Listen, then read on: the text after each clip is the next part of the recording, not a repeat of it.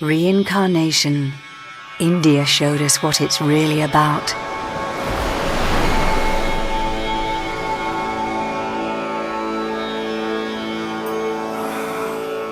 A little pain is good.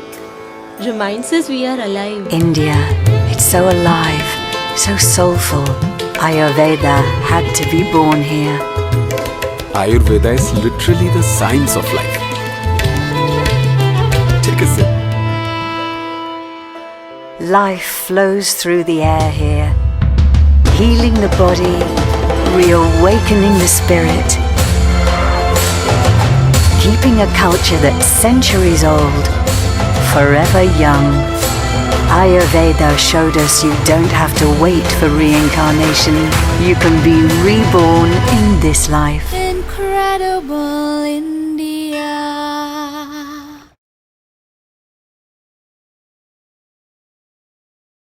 Good evening, ladies and gentlemen, and good morning to my co-editors and co-authors. My name is Dr. Maitri Vaidya Sabnis. I am one of the chief editors of the fantastic books on Indian states, or commonly known as Princely States of Gujarat.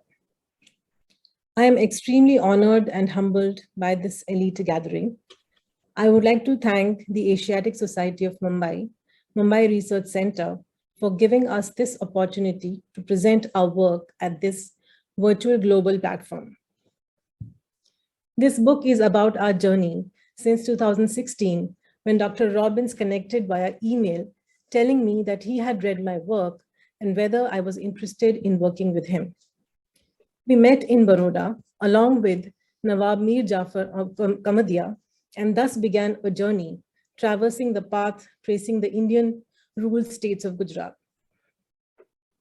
It was indeed a roller coaster ride, and here we are today, despite all the impediments, which includes a pandemic, fulfilling the dream of one man who made today's event possible with persistence and perseverance, Dr. Kenneth X. Robbins.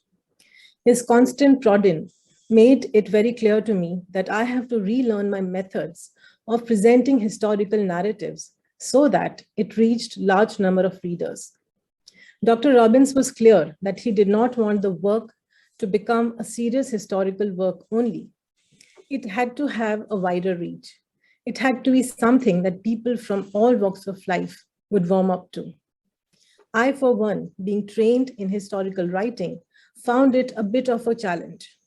However, now when I see the books, the appeal that they hold, I know that Dr. Robbins was right. We were at a later stage joined by Sri Akshay Chavan and Dr. William Victor, whose contributions have enriched these volumes. As a historian, I'm honored to be a part of this significant project. The princely states or Indian states have remained on the margins of Eurocentric historical discourse so far. The focus has remained on British India, or in this case, British Gujarat. This has led to a huge gap in understanding the history of modern Indian historical period. This gap is more pronounced in case of Gujarat, where most of the historical writing have focused on the colonial policies and its impact on changing nature of its economic and other aspects, such as society. However, in the existing body of literature, the term Gujarat only meant British Gujarat. The experience of princely states or chiefdoms, as they were also known, continued to remain on the margins. These volumes aspires to address this omission and hence covers a wide spectrum, ranging from the accomplishments of some rulers to administrative processes, in all from formation to integration. Although the attempt was to cover as much area as possible, but we can assure you that there is so much that still needs to be done. And what we have done is to only touch the tip of the iceberg.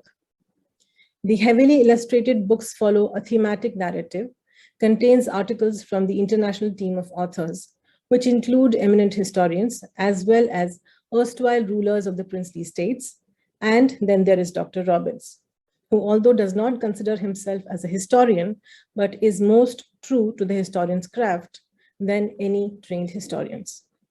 With these words, I pass over the mic to Professor Robbins, Dr. Robbins. Thank you so much. And I want to thank the Asiatic Society and Dr. Nawala and my good friend, Ramesh. We are on to the next stage of this project. My plan is to use my archives to create a series of volumes about India. In the past 2 years, we've completed 6 volumes, 3 volumes about Africans in India, 3 volumes about the history of Gujarat.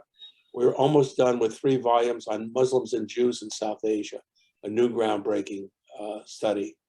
And we've already started the next sessions on the next series of states dealing with Kolhapur and the Deccan States Agency. So I don't want to understand India. I want to live India. And with that, I will turn it over to one of the foundings of the great website, Live History India, Akshay Chavan. Thank you, Ken, and thank you, Dr. Maitri, for that wonderful introduction. Ladies and gentlemen, welcome to the beginning of our session on the princely states of Gujarat. It is indeed an honor for me that I am introducing these lecture series and the book, which has been a monumental effort of Dr. Kenneth Robbins and Dr. Maitri Sabnis, and along with us, I played a very small part in it. Mr. Mir Jafar Ali Khan and Mr. William Richter. And I just want to say that this book really adds a very important element to our understanding of Indian history. Unlike most of your August gathering, I am not a historian, but I'm a history lover. And it has been my mission to take Indian history to a younger audience, to the people who think history is boring, history is something which you read in school textbooks. And funnily, I mean, since my school days, I was always passionately interested in the princely states of India. Unfortunately, if you see Indian history, till 1947, almost 30% or 33% of the Indian landmass was covered by Indian princely states. But how much of it do we study in school history books? If you just pick up, say, history books of 9th, 10th or 11th standard, I mean, there is no mention of any princely state or their contribution to the history of India. Now, how can that be? Like, if most of what is today's Saurashtra area and Kutch and huge swathes of Rajasthan, I mean, did they not play any important role in Indian history? Of course they did. But obviously, history is written by victors, and Indian princely states were not on the winning side in 1947. And because of that, there was a conscious effort to downplay their history. Thankfully, since last 20 years, I would say since 2000, there has been a lot of effort in redefining and finding the history of the princely states of India and their contribution to the Indian culture. Now, this is a topic which is so passionate that I can speak hours and hours on it, but unfortunately, I only have 20 minutes. So I'm quickly going to take you through the presentation of the book, how the 3 volumes of the book are structured, and some of the pieces which are very close to my heart, and I would really recommend that you read these books. So I'm going to play a short presentation for you.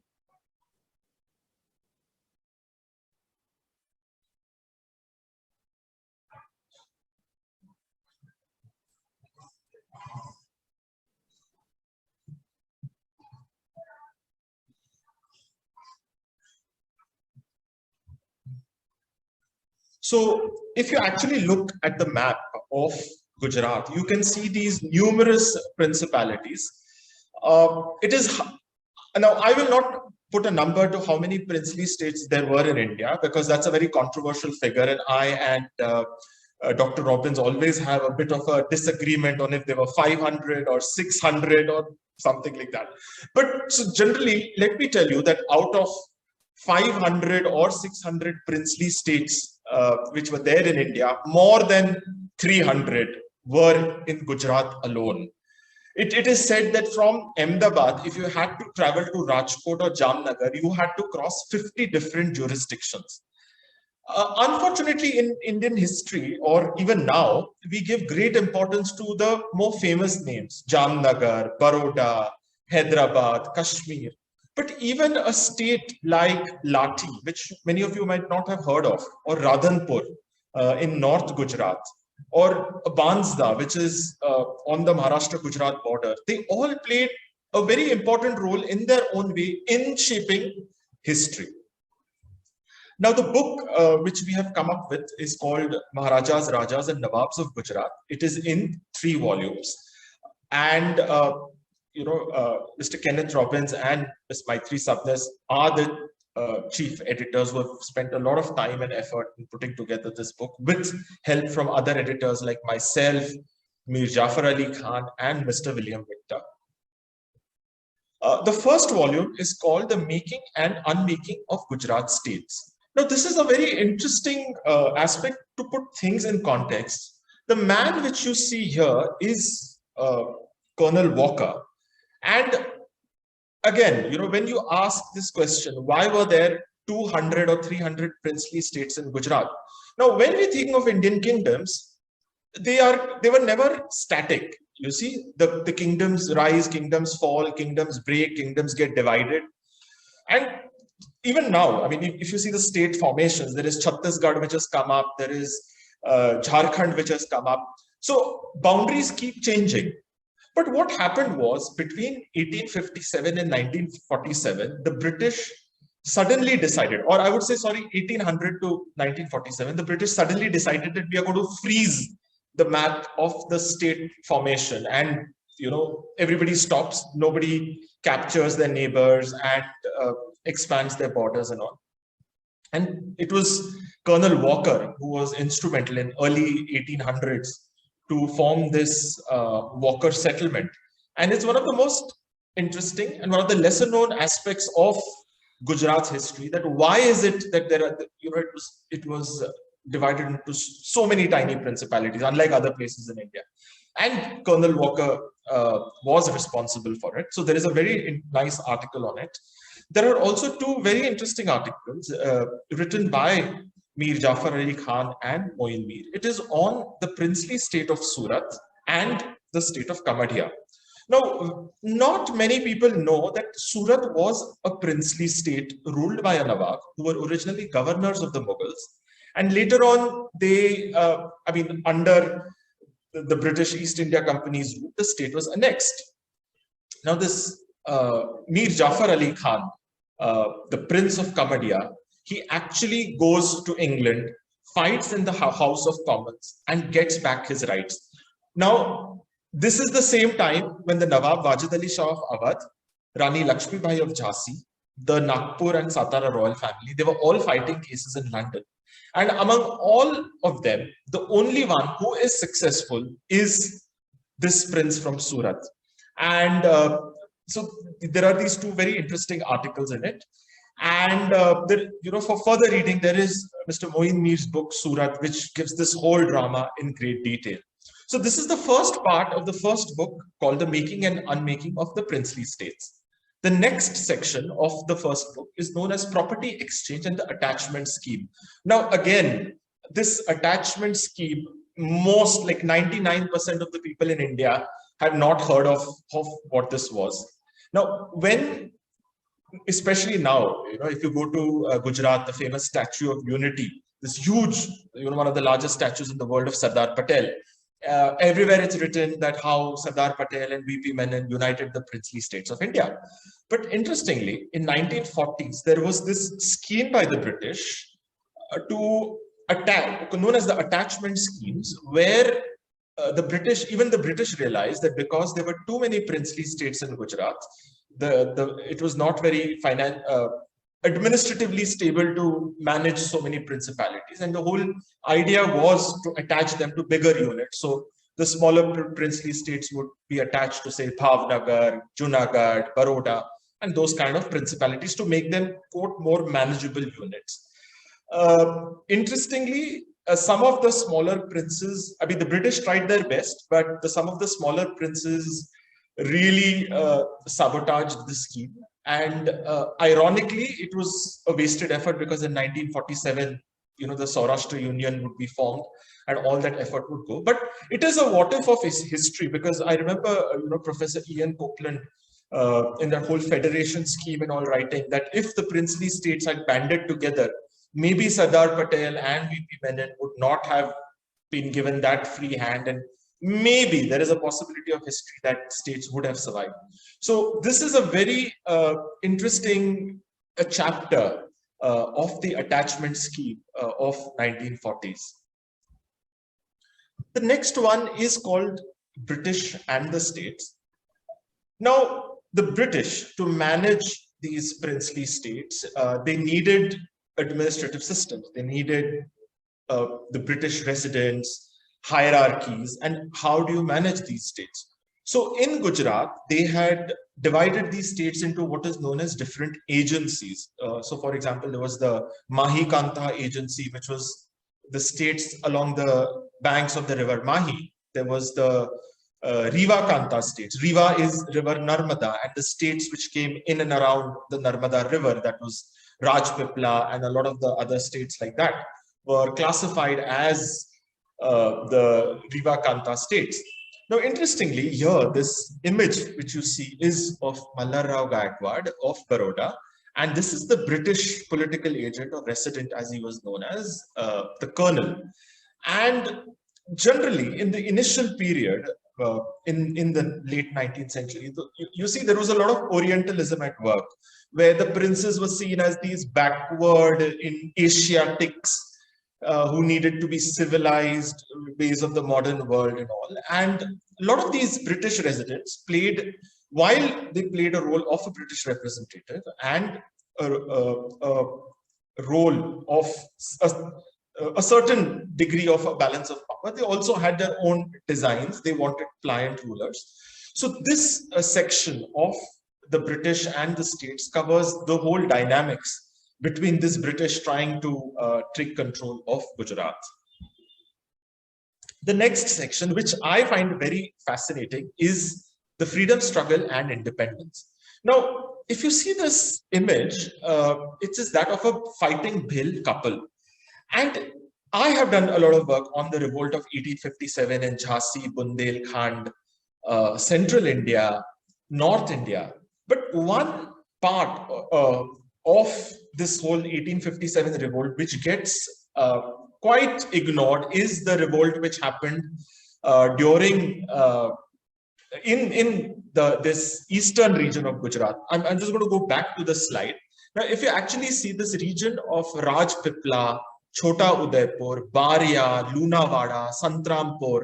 Now, this is essentially the tribal belt, the Bhil belt, which stretches from Thane in Maharashtra right up to Alwar in Rajasthan. This is like a straight forest of the Bhil and Meena tribes.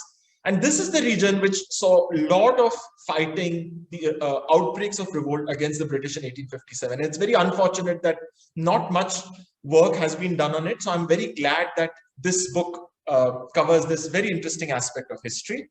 There is an article on the Jam Sahib, Digvijay Singh Ji of Navanagar, and his plans to unite the states at the time of independence. Here, this image which you see is with the Polish refugees, especially now considering the situation in Ukraine.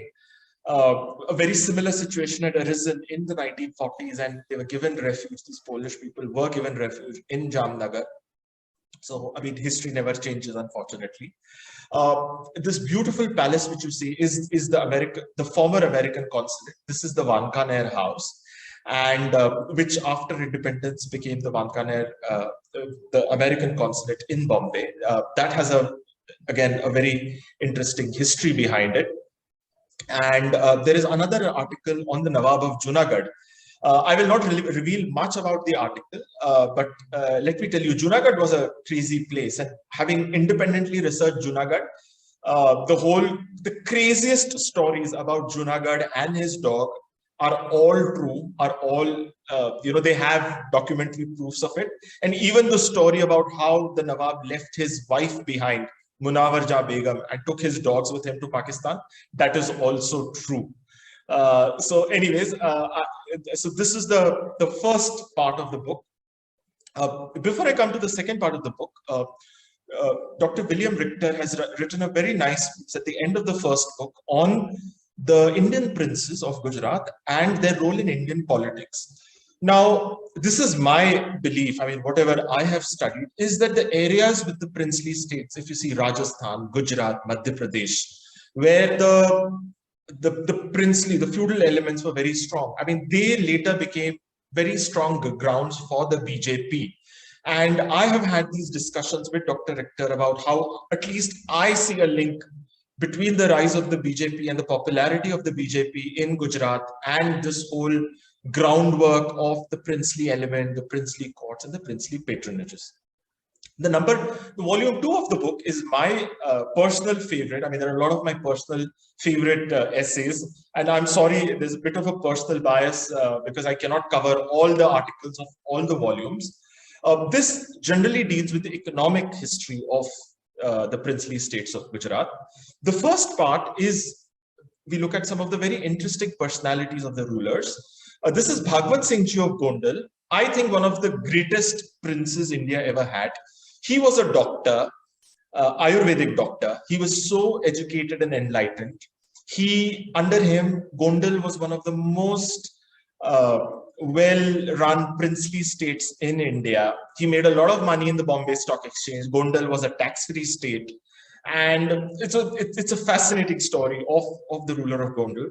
The second story was not as benevolent, but was equally flamboyant, is this cricketer, the famous Ranji of Jamnagar, and how he attempted to make his state, which is quite a feudal place and a very backward place, into he tried to make it into Paris of Saurashtra. The city was developed, the palaces were built.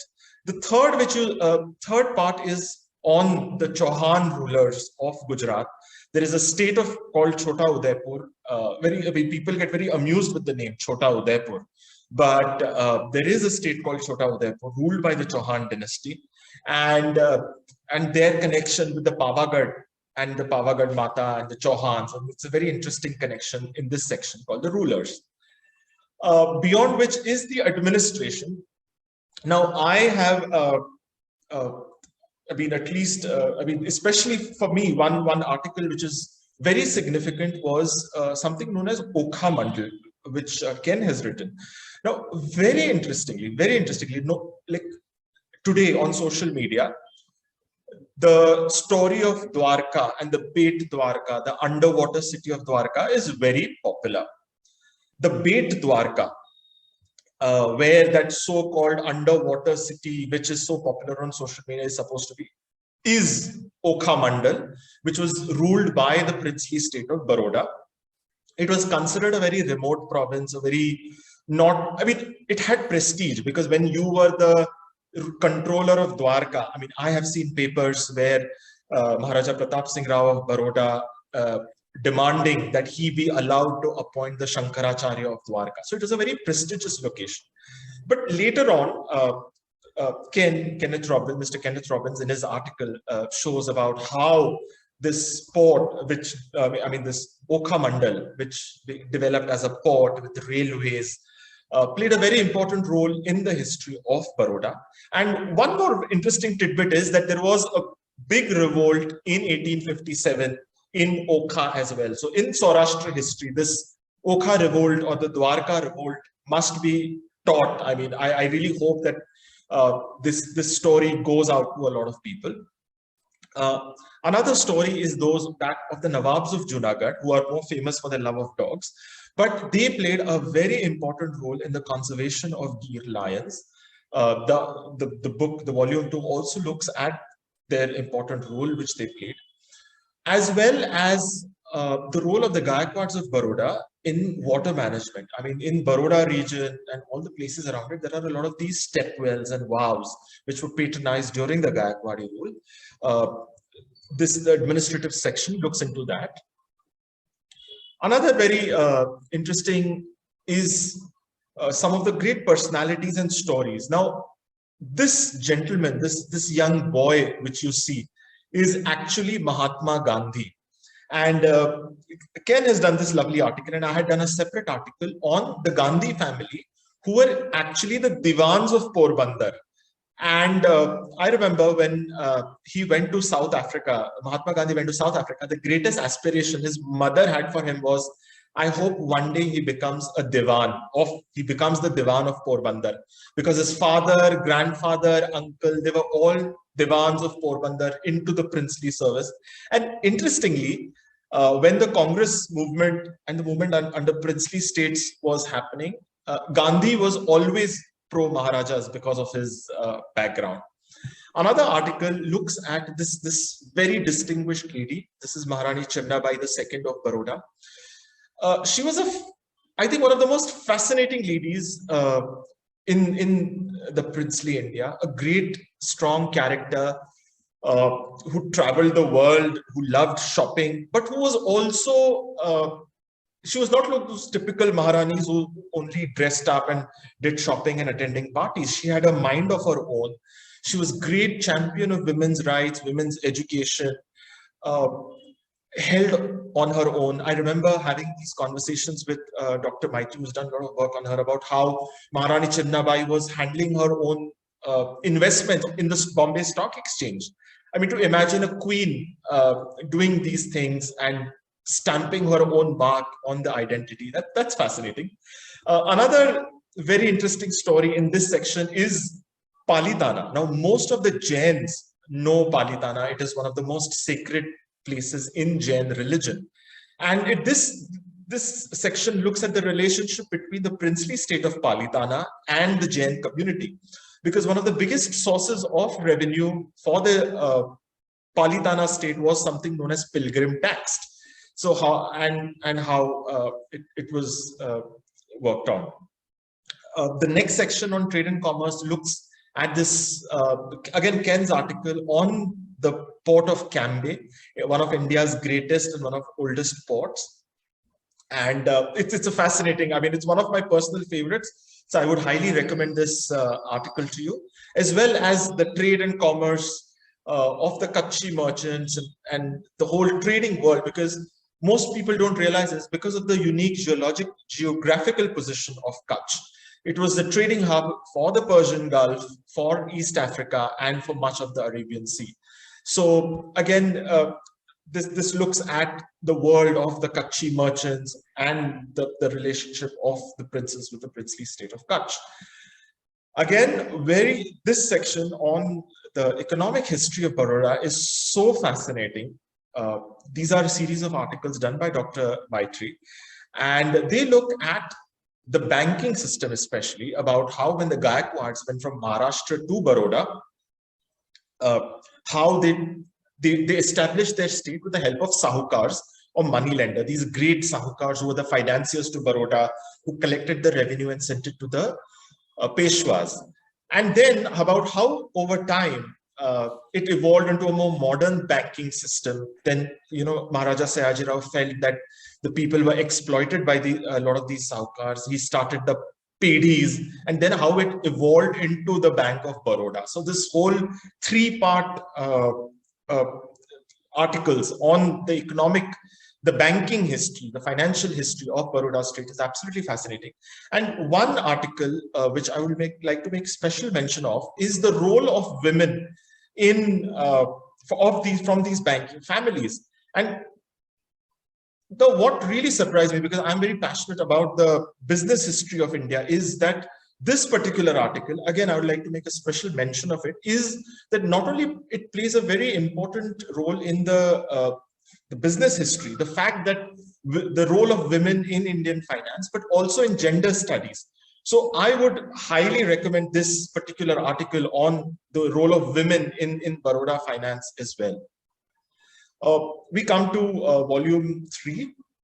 It is about patronage and painting and poetry and all the interesting aspects of the princely states of India. Maharaja Sayajirao Gaekwad, one of India's greatest rulers, he was patron to Raja Ravi Varma, to a lot of the great singers, to Bal Gandharva, who's a very famous Maharashtrian singer, to Aurobindo, Dr. Baba Saheb Ambedkar, to Faizi Rahim, who was one of the other great painters. So this section looks at the role of Maharaja Sayajirao Gaikwad and his patronage.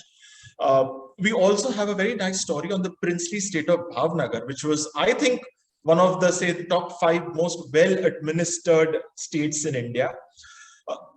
Now, Gujarat, which was the Saurashtra, the Kathiawar region, which was supposed to be so feudal, it is very commendable that Bhavnagar was one of the earliest states to have this women's education, and the fact that there was a space in an educational established in Bhavnagar for women to study. That is a very, again, a very interesting revelation from this book. And this very peculiar building, which you see is the solarium at Jamnagar. I think unfortunately it is no longer there. Probably it was demolished or something. But the role of Maharaja Digvijay Singh Ji, the nephew of Ranji, the last ruler, on promoting Ayurveda, in promoting a lot of the Hindu culture and Hindu scripts. This was very. This is a very interesting aspect of this aspect of the 3rd volume of the book. The 3rd volume also looks at wall paintings and miniature paintings in Gujarat. Now, generally, when we speak about wall paintings, there's a lot of reference to Rajasthan. There is a reference to Bundi, then again Bundelkhand paintings, Orcha, and all those states. But Gujarat is never given that much of importance. This very interesting map shows the number of places where wall paintings are found. And if you actually see this painting on the top, it's a very Indian style painting. It shows, I presume it shows a group of mendicants and sadhus who are having chillam. And down, you have this very European influenced wall painting of these ladies on the walls, and how cultural influences play their part. In fact, in Morvi Palace, there are these very beautiful Art Deco paintings of this Polish painter named Stefan Nobla, who came and who painted paintings for the ruler of Morvi. Beyond that, now there are miniature paintings, like we speak of Pahadi paintings, we speak of the Bundeli paintings, we speak of Rajasthan paintings, but Gujarat paintings again hasn't been given much due. Here you see two interesting examples. One is that from the Hindu state of Jamnagar or Navanagar, the miniatures of the rulers of the ruling deity, and this painting which you see is from the Muslim state of Radhanpur, the Nawabs of Radhanpur. And apparently this painting depicts Prophet Ali and his 2 sons. But it is interesting because generally we feel that showing imagery, showing human form is taboo in Islam. But there were these princely states and interesting aspects of these princely states where we should never generalize. There's so many aspects which are waiting to be discovered. The next one is poetry. And this has one of my favorite articles because, again, it was a great discovery for me. I have done a lot of study on the evolution of Hindi and Braj Bhasha, which was from which Hindi emerged in Uttar Pradesh and generally Uttar Pradesh and parts of Delhi. There is a very interesting article in volume 3 on how the rulers of Kutch in 1700s had this school of Braj Bhasha poetry. And they were, how these poets were given training in Braj Bhasha. Now, where generally the belief is Braj Bhasha was popular and was patronized in Mathura and those regions. But where is Kutch? Where is Mathura? And look at the connections. This ruler, which you see, is the famous Gujarati poet Kalapi. It's a very romantic story. He was very young. I think he was just 27 when he died. Apparently poisoned by one of his jealous wives, but he left a great body of work, beautiful Gujarati poetry. So one of the pieces looks at his life. Coming to the last part of the book, it looks at prestige, about how the rulers of Gujarat portrayed their identity, portrayed their royal legitimacy. What you see is this is the coat of arms of the ruler of Dhangadra, who took power from their patron goddess, which was Shakti. So a lot of the story of the heraldry and how these coat of arms emerged. A lot of princely states had their coat of arms with the advent of the British, and each one of them tried to copy a lot of what they saw in medieval Europe. And you see, it was a very European thing to show that the coat of arms and to show how we have arrived. And coming to the last part of the last article of this book, something which I have co-written, is on the princely state of Surgana. The princely state of Surgana, ruled by the Pawar royal family, is on the border of Maharashtra and Gujarat. It is just beyond Bansda. And it looks at how this Maratha princely state navigated the two worlds, the world of the Marathas of the Deccan, and while a lot of the cultural influences of the princely states of Gujarat. So that is the article. And to conclude, I would like to show, this is my favorite image from this entire book. This shows the sack of Somnath. It is from Mr. Kenneth Robbins' collection, but it is such a, I mean, when I saw this image, it's a very Orientalist image. It's an imagination. I don't think this is how it would have looked like, but it just blows your mind. It's like, wow, I mean, what a beautiful thing it is. So with this, I mean, I conclude my introduction to the 3 volumes of the book, and I hand it over to Mr. John McLeod for the next lecture. Thank you so much.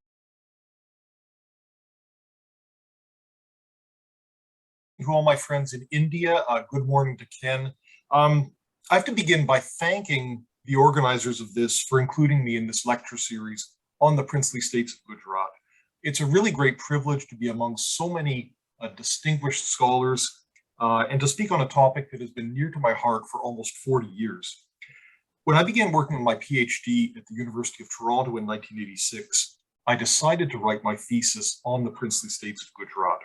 And at that time, they had attracted very little attention. I've conducted research on the topic in London, in Cambridge, Delhi, Mumbai, and of course in Gujarat. I've been privileged to count members of some of the princely dynasties among my closest friends. Some of them are sadly no more. There was, for example, the late Maharaja Sriraj Megharaji III of Drangadra, one of the last survivors who actually ruled his state. Another close friend of mine, who is again no more, was Devika Devi. She was a princess of Tripura by birth, princess of Jaipur by marriage, but she was also the great-granddaughter of Maharaja Sayaji Rao and had a lot of interesting stories about him. And on 2 occasions, I've been privileged to take my American students to India, where they had the incomparable experience of being guests of the Drangadra Raj family at Ajit Nivas Palace. And all of this means that I'm especially pleased to be among fellow students of the history and culture of princely Gujarat. Now, I've been asked to speak on the topic of sovereignty, power, control. And this comes from the title of a book that I wrote. It was first published in Europe in 1999, and a South Asian edition was released in 2007 by DK Print World. The book's focus is on the last 3 decades of British rule in India, and the locus is the so-called Western India States Agency, which at one time or another comprised most of the states in Saurashtra, Kutch, and northern Gujarat. Now, most of these states originally paid tribute to the Peshwa or the Gaikwad. They came under British sovereignty in the early 19th century, and you can read about it in my book if you want more details. For over a century, they were under the control of the government of Bombay. And then in 2 stages in 1924 and 1933, they were brought under the direct supervision of the government of India through the Western India States Agency. And this ceased to exist in 1944 when it was merged into the new Baroda, Western India and Gujarat States Agency. And that in turn ceased to exist after independence in 1947. Now, my book explores the interactions of the princes, of what I call politicians, and of the British paramount power. And I wrote the book because I believe that until then, students of the Indian princely states had omitted an important element of their history. Other historians have demonstrated that in the first half of the 20th century, life in the States was vitally affected by the intersection of the interests of the rulers, the people I call politicians, and the British. But none of these studies systematically examined the goals of these three players or showed how the history of the Indian states and their people was the outcome of a dialogue among them. And my book is an attempt to fill that gap. The title, Sovereignty, Power, Control, summarizes what I see as being the goals of the three players. The rulers, the princes, were in pursuit of sovereignty. The people I call politicians were in pursuit of power, and the British were in pursuit of control. And I'll explain what I mean by those terms in a moment. At any given moment, two of the three players might collaborate to resist the third one, or all three might join together, or again, all three might, or each of them might pursue separate goals. And I see the book as a direct challenge to stereotypical views of the princes that were still very prevalent when I wrote it, that they were slavish puppets of the British or simply incompetent, that the state's people's movements always represented the interests of the people of the states against the rulers, or that the British were an all-powerful colonial power. These stereotypes have been increasingly questioned over the last quarter century, although you still encounter them on occasion. Now, the book is a series of thematic studies that illustrate the workings of the Indian state system under British paramountcy. And it examines all of the principal questions on which the interests of the Indian states intersected with those of the British paramount power during the period under study. And that includes things like succession to the Gadi, disputes over imports, which will be the topic of my speech next week, titles, salutes, honors, and more and more and more. And in almost every instance, the intersection of British and princely interests was linked in some way to the activities of Indian political leaders. Conflict was an essential part of the relationship between the rulers and the British, despite the stereotypical view of the princes as British puppets. In actuality, the rulers were not anyone's puppets. They, just like the British, just like the politicians, had their own interests, and they pursued these interests steadfastly, and I think with considerable success. And in the rest of my talk today, I'd like to outline just what I mean when I say that the princes were pursuing sovereignty, while the politicians and the British were respectively pursuing power and control. And let me start off with a brief overview of the politicians and the British. I use the term politicians for participants in various political movements. And these political movements fall into three distinct groups. They increasingly coalesced from the late 1930s, but they did remain separate until after independence. In the first place, there are Prajamandals, Lok Parishads, and other popular movements that were in individual states or in groups of states. And these were founded during and immediately after the First World War. Secondly, there's the All India States People's Conference, the AISPC, which was established in 1927 to coordinate political activities in all of the states of India. And thirdly, there was the Indian National Congress, which in 1939 abandoned a long-standing policy of avoiding involvement in the Indian states and began to coordinate its activities with the States People's Conference. And the people in these movements, the people I call politicians, sought to transfer some or all of the powers of monarchical rulers to men drawn from its own ranks. That could, for example, involve transforming the individual states into constitutional monarchies with representative government, which was the goal of the AISPC from 1929 to 1939. 1939, the AISPC changes its goal to merging all but the largest and wealthiest states into British India. So those are the politicians. And then there are the British. And by the British, I mean British individuals and groups who actually devised and carried out the imperial measures that in some way affected the Indian states. That included the Secretary of State for India and his staff in the India office in London.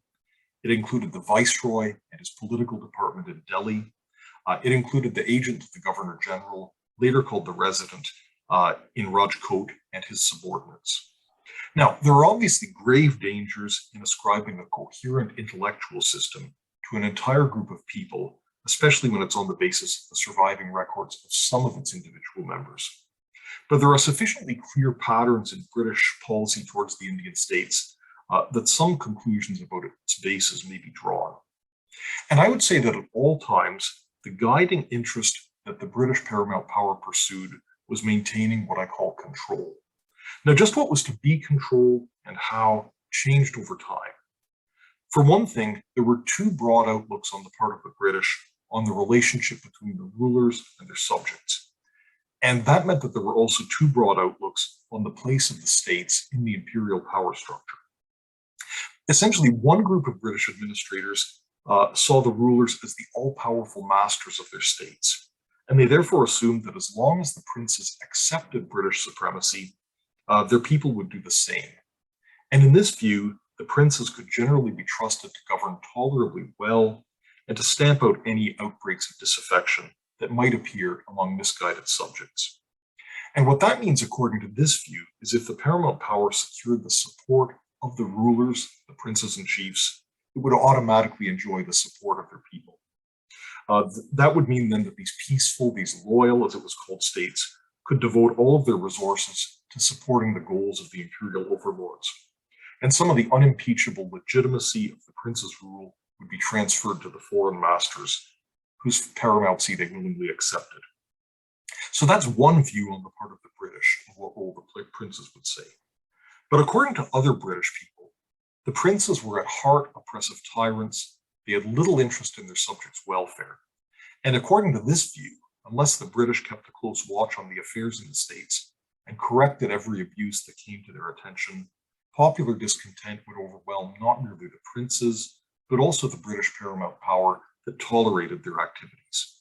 Now, each of these two outlooks, the princes as essentially being all-powerful, the princes maybe as having severe weaknesses, contains some measure of truth. Although on balance, I think, I would go for the idea that the princes enjoyed broad support from the people, and in most cases, governed reasonably well. In any case, whether they took the first view or the second one, the British pursued what I call control by trying to prevent opposition to their domination from developing in the states. Under the first scenario, that meant that the British would try to conciliate the rulers. Under the second scenario, the British would try to court the ruler's subjects. And you see British policy wavering back and forth between these two policies, sometimes attempting to have closer ties with the rulers, sometimes trying to carry out reforms that the British believe are in the interests of the subjects.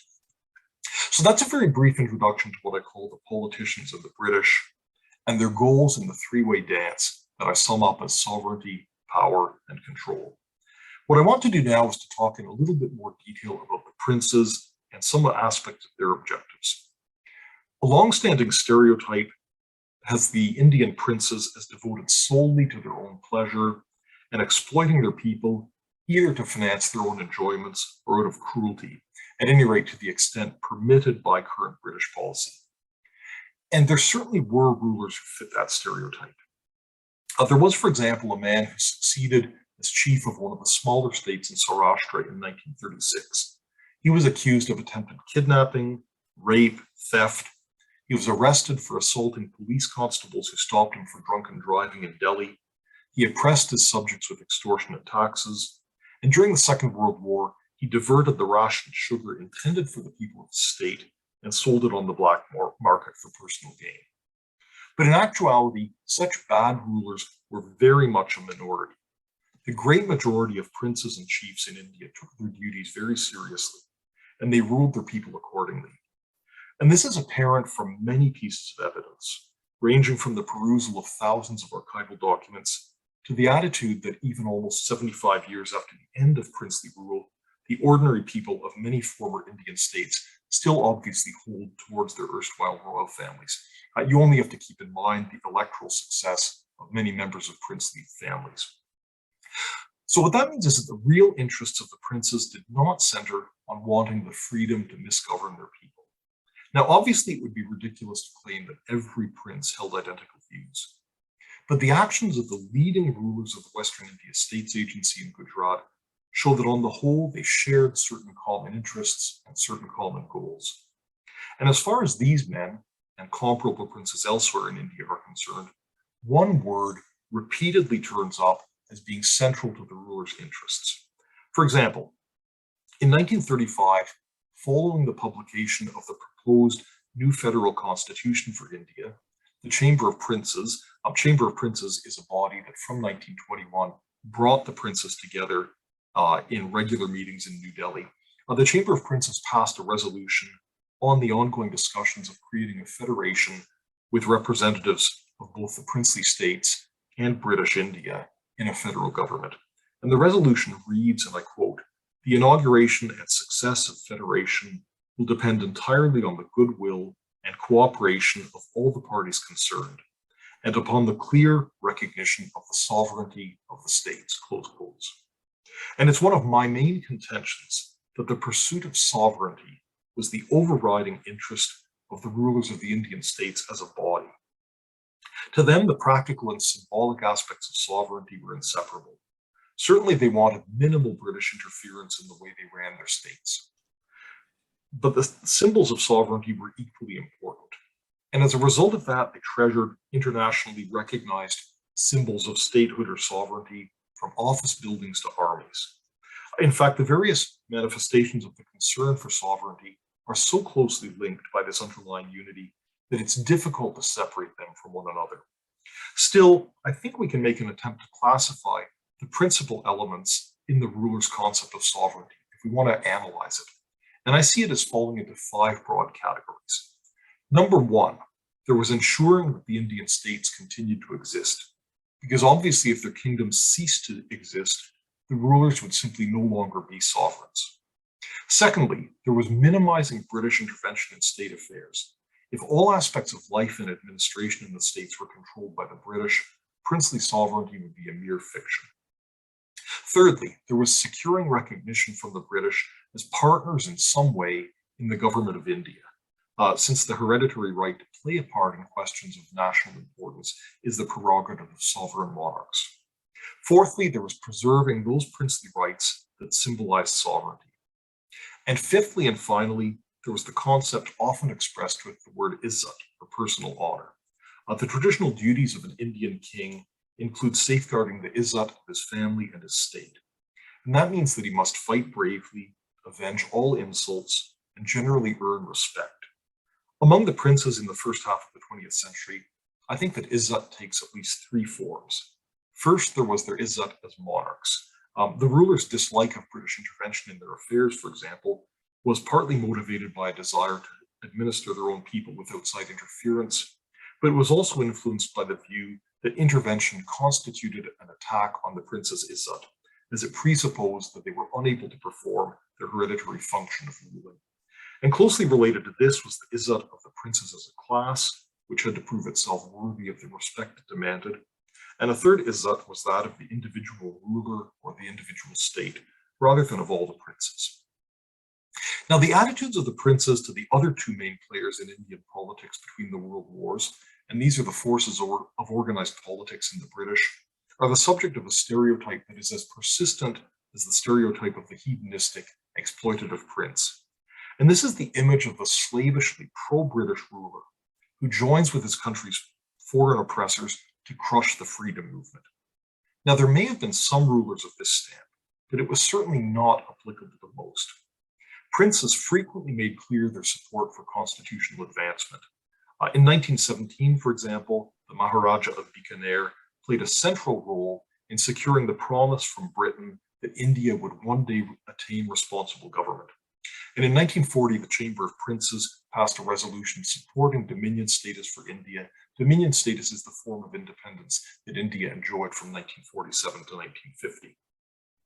And the British learned by hard experience that no number of concessions to princely demand for sovereignty would lead the rulers to accede to demands from the paramount power that undercut their own interests. So I think we can dismiss fairly easily the idea of the princes as just being these sort of subservient toadies of the British. And the rulers' attitude to the political movements in India was similarly complex. I mentioned that at least in principle, many princes favored some form of independence for India. And one result of this is the British were occasionally surprised at the rulers' lukewarm response to demonstrations of nationalist sentiment.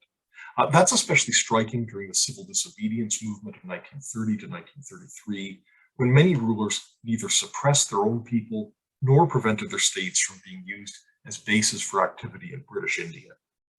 And once the assumption of power by the Indian National Congress became imminent, many rulers naturally sought to be on the good side of the incoming rulers, and they cooperated with them to the utmost extent possible. Still, as far as their own states were concerned, the rulers' insistence on maintaining their sovereignty meant that they believed that they alone could decide what form of government their people should enjoy. So to the minds of the princes, the Raja of Aundh in Maharashtra was entirely free to establish Gandhian responsible government in his state, as he did in 1939. But other rulers were just as entitled to rule as autocrats if they felt the circumstances warranted it. Now, rulers, of course, were not oblivious to genuine grievances among their subjects. In 1927, the Maharaja of Patiala, who was the chancellor of the Chamber of Princes, addressed a letter to his fellow rulers in which he urged upon them the establishment of what he called a minimum of good government. And the Maharaja of Patiala's definition of that term accords closely with the demands of many of the political leaders in the states. It included limiting the ruler's privy purse, which is his personal annual expenditures, to no more than 10% of the state revenues, a transfer of his judicial powers to an independent judiciary, a replacement of his arbitrary legislative powers with codes of law based on those enforced in British India. At the same time, the popular movements were by no means as representative as they claimed to be. And I think that if the rulers had given in to all the demands of the popular movements, they would have been doing a disservice to their subjects, the bulk of whom did not support the popular movements. Now, let me sort of close by talking a little bit about the end of the Indian states in Gujarat. It's commonly believed that the princely states of India ceased to exist at the moment that India became independent on 15th of August, 1947. But that's actually not correct. The instruments of accession that most princes executed during August 1947 provided that the new Indian government would assume control of their defense, their foreign affairs, and their communications, but that the princes would otherwise remain sovereign rulers of their states.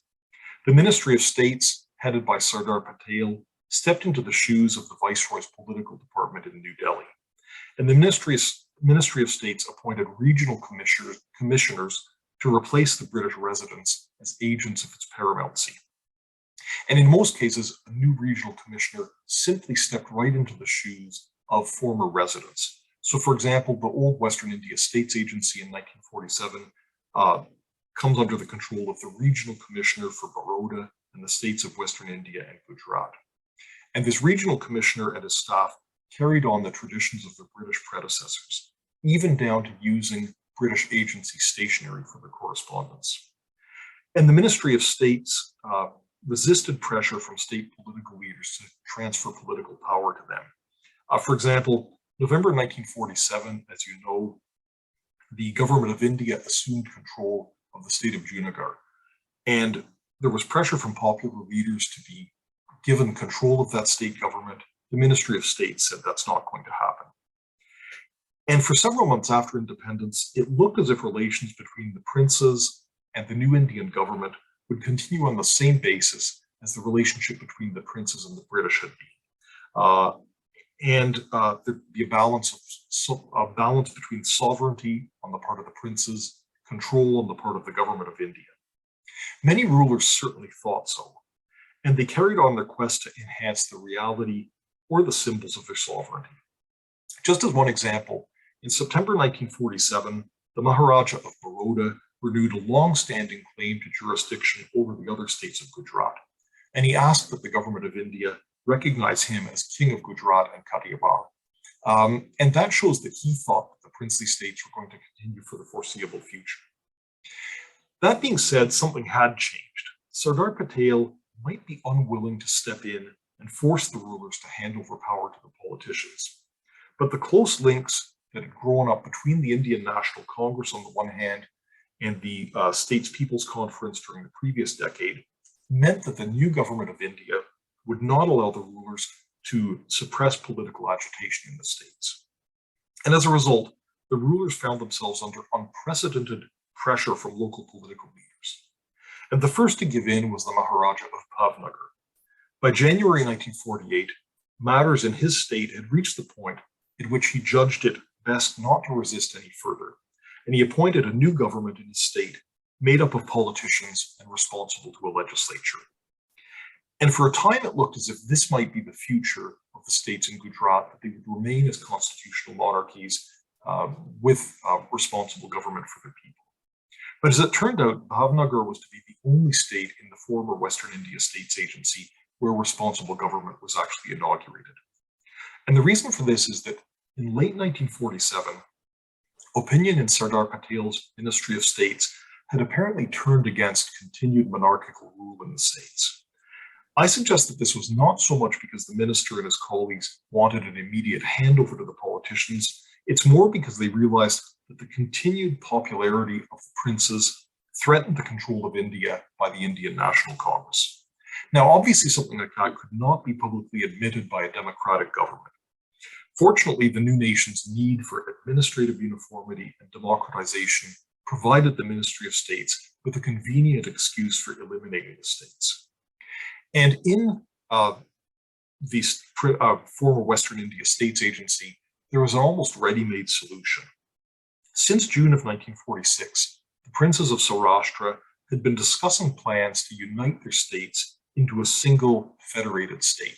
A major lead in this was taken by my late friend, the Maharaja of Drangadra, who gave me a lot of information about it.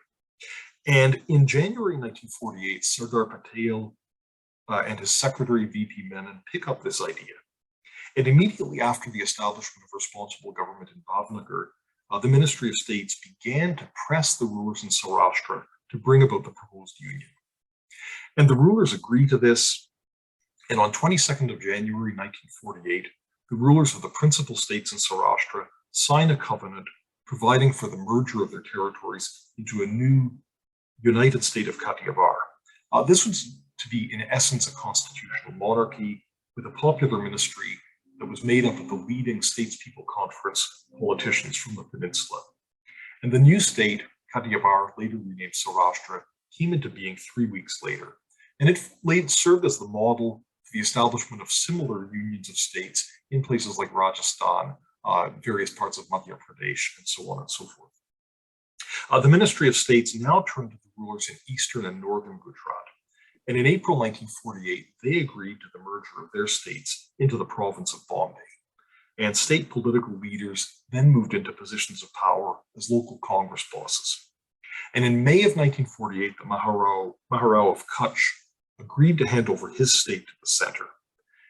And by this point, we can say that the princes and chiefs of Western India had lost their battle for sovereignty, while in the interests of control, the new paramount power, the government of India, had given power to the politicians. But I think the past should not be studied with hindsight. And during most of the period that I examined in my book, the rulers were able to secure much they believed to be essential to the preservation of their sovereignty. Until 1948, they preserved that sovereignty against all attempts by the politicians to gain power, and they also enlarged their sovereign authority at the expense of the British paramount power. And throughout this period, the history of the states and their people was shaped by the relationship between the princes and the paramount power, and this in turn was determined by each party's pursuit of its goals. Those goals, however, were quite different. Perhaps they were even incompatible, except that the princes and the paramount power shared the objective of in some way restraining the politicians. Now, this is disguised by the fact that, at least to some extent, each side spoke in terms that were intended to appeal to the other. But in the end, I suppose we have to say it was all for nothing, and neither the rulers nor the British paramount power attained their objectives, despite the tenacity with which both fought for them. And that brings sovereignty power control to an end. Thank you very much for listening.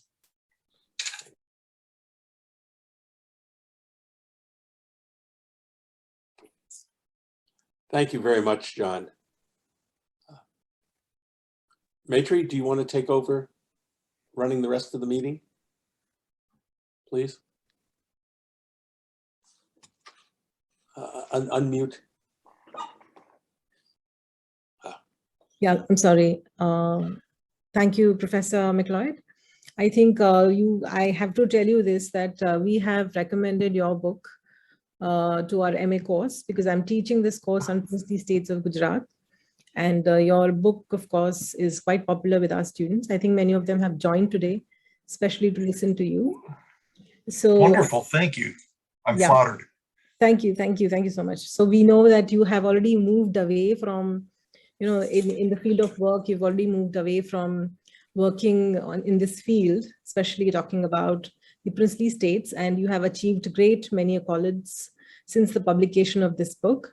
However, for me as a student of history, this pioneering monographic, if I can say so, it has opened my eyes to great many possibilities. So we always study about the rhetorics of how the princely states were playing second fiddle to the paramount power. So, and this has been, in fact, the subject of many works on the princely states. But your book, of course, does justice to the princes, to the Maharajas, to the different rulers, bigger and smaller. And your balanced account provides a fresh perspective which sees many issues of the early 20th century through the eyes of the princess.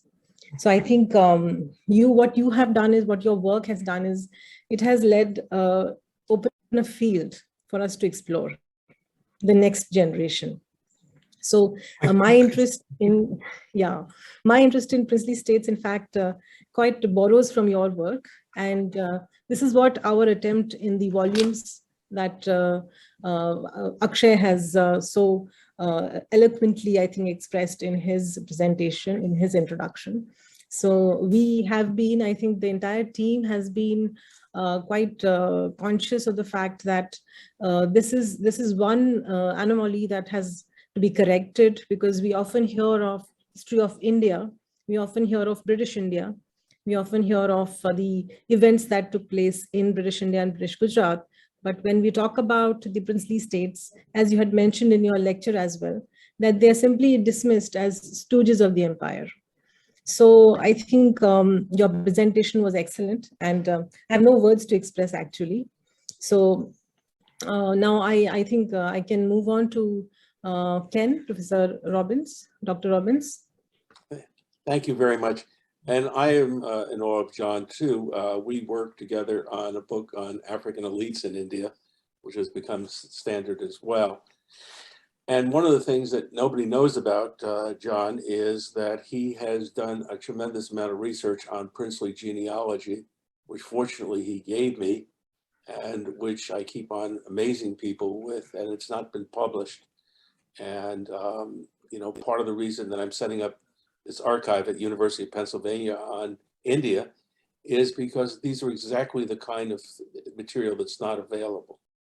So when I wanted to know something about the history of Baranda state, population 10,000, I just went to my shelf and there was the whole history, and people said, how did you know about 50 rulers of that? It was very easy. Thank you, Ken.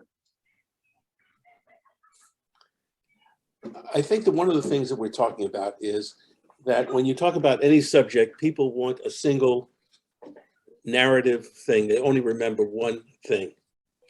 And the question is, how do you go beyond that to make sure they don't dismiss the actual place that existed in terms of making generalities? This is particularly true when you don't have specific information. The assumption is that the generality will serve instead of information. And my feeling is that the generality very often does not serve because it didn't come into the information of that particular place didn't come in. For example, one of the things that I was very concerned about in this book is not giving you a battle of just wars. So we have a chapter on Bajana state, which was written by the son of the prime minister, former prime minister, specifically because nothing ever happened in that state. More typical things. And what was that like? And the question is, how do we get as many different types of material involved? And specific people have specific things. Feminist historian and gender studies are very important. We really need to, for example, what comes from the studies that we're now doing in Maharashtra and elsewhere is the importance of Maratha women in running governments. It's not just in Baroda. We're talking about Jijibai and Tarabai. We're talking about in Kolhapur. We're talking about Ahilyabai. In Indore and in Savatwadi, you have the same phenomenon. So there, we're trying to ask the questions. So what I would like to have people do with something like this, instead of saying, I didn't get all this information, I can't remember it all in different sources, is say, what didn't you cover? Or what did you cover by saying you got it from this source, and what material is absent? And this is our function, to make people look at the data rather than look at the theory that they have, the general theory.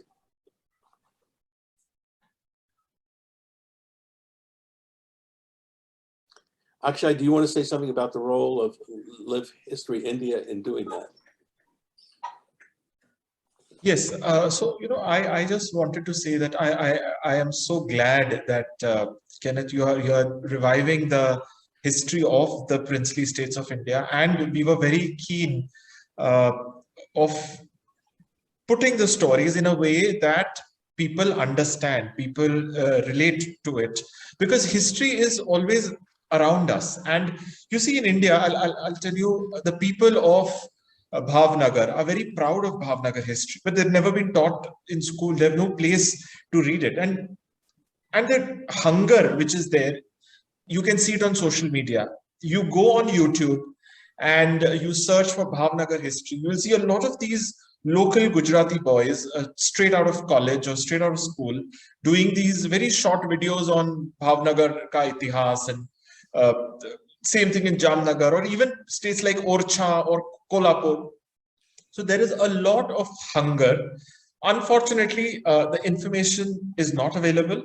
And second thing now, so there are two challenges. One is telling well-researched information in a language that they understand, in English that they understand. Second is verified information, because there is what we call a lot of kahi suni, or things, tall tales, things which you heard in the grandfather. And like my favorite anecdote of all princely states is this whole story about the Rolls Royces, and the Maharaja went into a shop and used it to collect garbage. Like it's a standard story repeated across every princely state in India.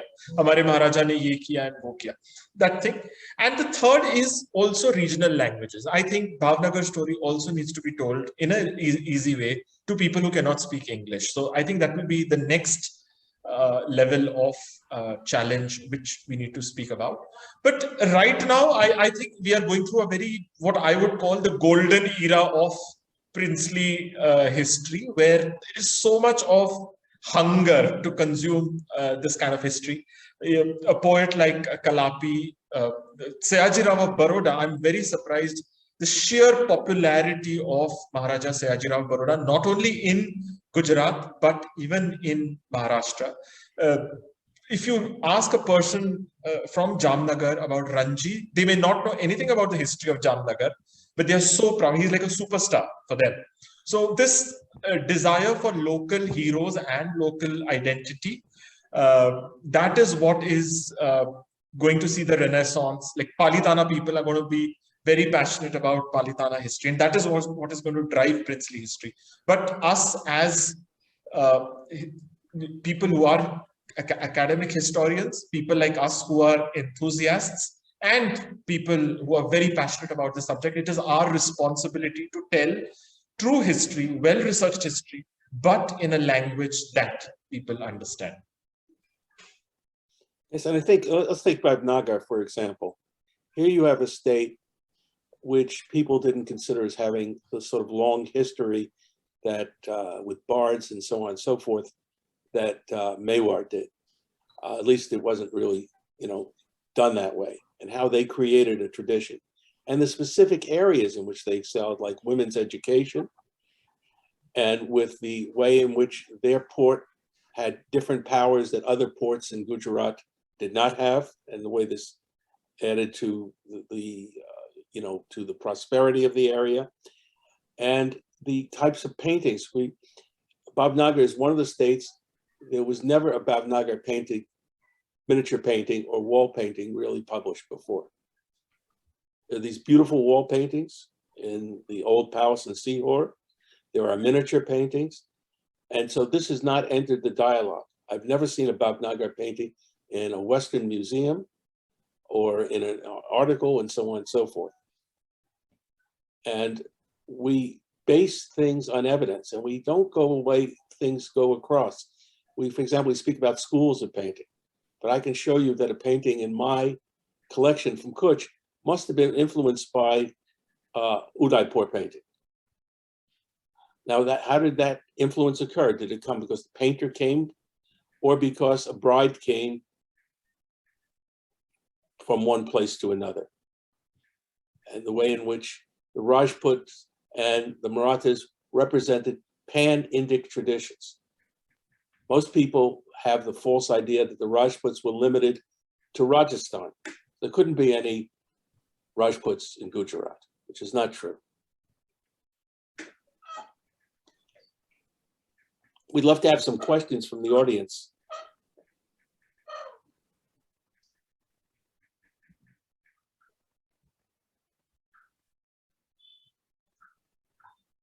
Meanwhile, while the questions come in, one interesting aspect of this history is there is so much of work which is not, which is there in the regional languages and which is still not accessible to us in English. Like, for example, especially in the princely states of Gujarat, I cannot read Gujarati, but sometimes I can understand Gujarati as in when it is spoken. So when I see a lot of YouTube videos on, say, Morbi no Itihas or Rajvi Itihas or something like that, I mean, I understand what they're talking about. But there is so much of things, even in the princely states of the Deccan, so much of it is in Marathi. Thankfully, I can read Marathi. But it's still not available to English. So I think one challenge which is going to come up is how do you work on these translations and work on these aspects.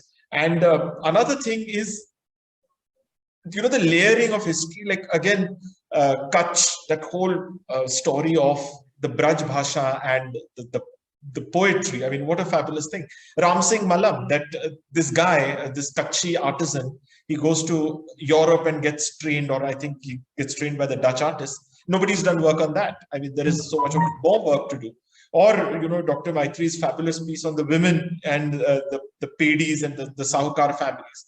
I mean, I'm going to be behind her to write a book on women in the history of Gujarat and a lot of these aspects of, for example, this Bhagwat Singh Ji of Gondal and his wife. I think his wife was a very well-traveled, well-read, erudite lady. So there are layers and layers and layers. I mean, it's just infinite, the sheer potential of princely history, and it's a group effort. So I'm really glad about this book is how the best minds, I mean, have been brought together with their own perspectives and with their sharing ideas to come and create something fabulous. And I hope the audience also interacts with us and gives, I mean, we are not we don't know everything in the world. So I mean, I would really encourage the audience also, because if there are very interesting aspects of Gujarat and the princely history, which you are aware of and you would like to share with us, please feel free to reach out.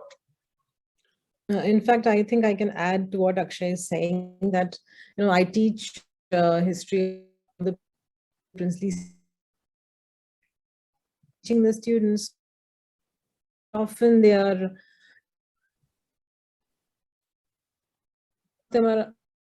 from Baroda, they are from outside, and it goes on and on. So I think these books provide a little bit of incentive to them too, because a lot of illustrations, these books are heavily illustrated, as I was mentioned in the introduction itself, that I was skeptical because I wanted it to be a pure historical format, of writing. And Ken was insistent that no, it has to have a lot of photographs in it. And ultimately the kind of work that has come out, and everybody around me who's seen the work has really appreciated, and perhaps the non-history readers as well as the history readers have appreciated, have connected to the work that is done. And I also agree with Akshay to a certain extent that, a lot of work, I think what Professor McLeod has done and other eminent scholars have done is that they have presented their point of view. So they have used the archival method. But nowadays, there is also an approach, a new sort of an approach, which is used by these young historians, which is focusing on the alternative sources of history. which talk about let's say how the people perceived the Maharajas or the Rajas or even the small chiefs that were ruling them. So in their lores, so you'll find them how loyal they were, and they continued to be so even in 1960s and 1970s. So I believe that that sort of a story is something that still needs to be told, and I think this work will have to go on for a very long period of time. I wanted to address Irina Gushkova's questions. Irina is coming to us from Russia, and she's going to be working on pilgrimages for us in terms of Maharashtra, because we're talking about these, we have this image of these states as isolated places. In fact, people were always coming on pilgrimages back and forth, and she's asking questions about photography. And this is an interesting thing to me, because the princess commissioned all of these photographers.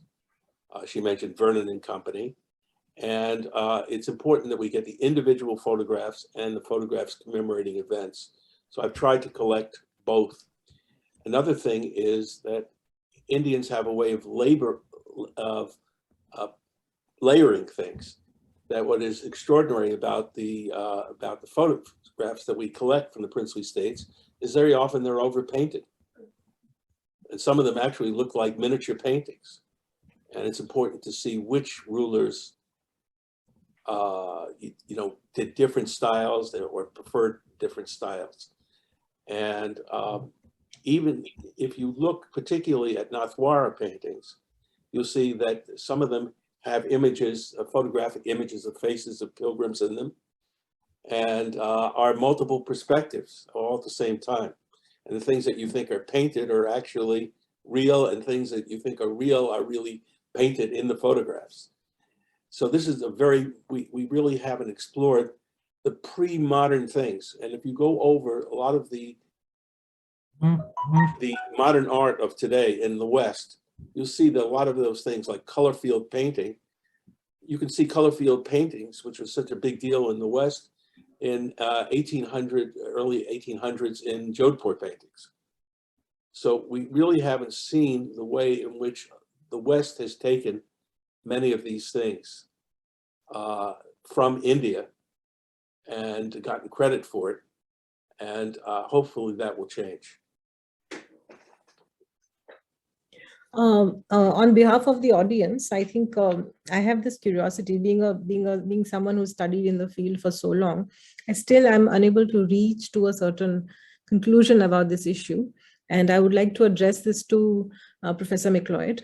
So, so basically, why do we call these Indian states as princely states? So why do we call them as princes, wherein they would like to be called as the Maharajas, they would like to be called as the Nawab, they would like to be called as the Rajas. So why do you think they are called as princely states? I think the term was developed by the British, and essentially it's to establish a hierarchy. The idea is that the British would say there's only one king, whatever you would call that in different languages, whether you would say, only one king or one queen in the British Empire. Therefore, these people, they may be monarchs, but they're on a lower level, so we will call them princes. And then that was just sort of picked up by, in independent India, the same term is used. And then, of course, within Gujarat especially, you have the even lower level who are just called chiefs. And typically the difference would be a prince would have a artillery salute would be fired on formal occasions, a chief would not. So I think these are hierarchies that were invented by the British mainly to establish themselves as being at the top.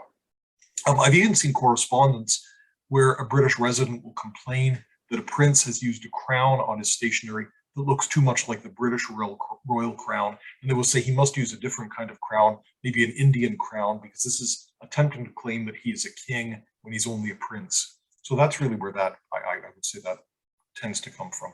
But if you look at other things, you see that there are two factors. One is that what these labels are very often meaningless. Mm-hmm. For example, you have coins of Indore in the name of the Mughal emperor, decades after the Mughal emperor ceased to exist. And secondly, you have situations where even people like Tipu Sultan tried to get a search for legitimacy, looking outside to other Muslim powers to help legitimize his rule. And certainly he was a king in his own right. Sure.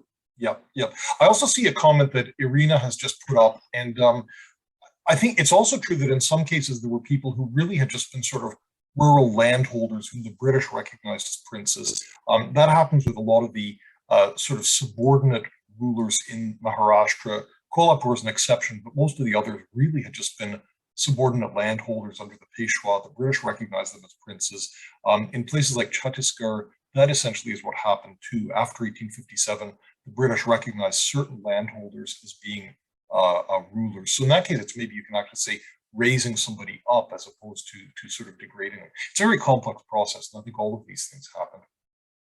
And you have the thing, like the term Thakur refers to various rulers in Gujarat, whereas the term Maharaja in Bengal could mean a zamindari who held no political power. So these were termed, the zamindars of Bengal were termed as rajas. They were never called as maharajas. So, so in line with the question that I had asked earlier, so is it fair enough to still call them as princely states? Can we not really address them differently? So, can we not now call them as Indian states, or maybe RC Majum? Yeah, my preferred term certainly is Indian states. I generally try to use Indian states rather than princely states or anything like that. When there is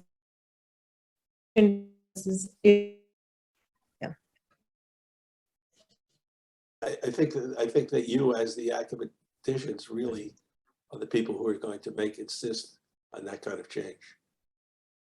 And again, you know, with the sheer diversity, it's just a easier term to use, the princely states, and it's just more comfortable.